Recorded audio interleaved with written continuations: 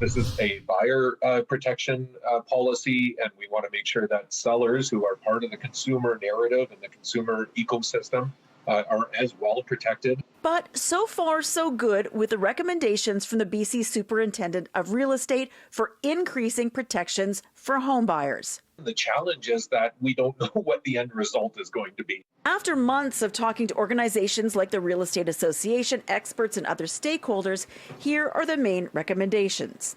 That there's a mandatory 5 business days on the market before any offers are accepted, and during that time, make property disclosure information available to buyers. And a mandatory 3 business day cooling off period after offers are made.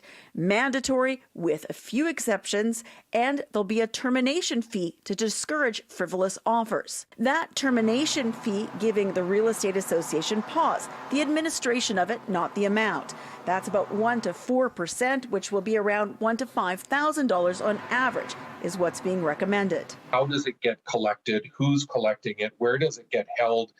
How is it released? Recommendations also include that the province look at making the bidding process, where there are essentially bidding wars, become more transparent. They're looking at some Scandinavian models. There is disclosure of bids, but there's also negotiation of the contract. So it's a little bit more open and ultimately gets to the right answer, which is an agreement between a seller and a buyer. Now, all of this is back with the province to hash out what is going to work in reality and how fast it can happen.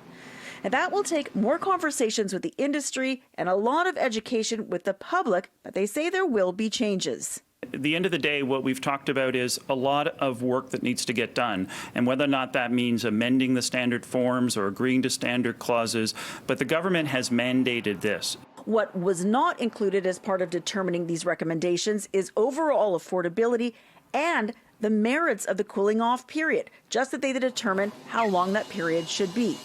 The industry saying that this will be a massive readjustment and will take a lot of time for these changes to happen. We're talking months, quarters, if not year, to kind of fully implement. And this has to be staggered. In Victoria, Lisa Yuzda, City News.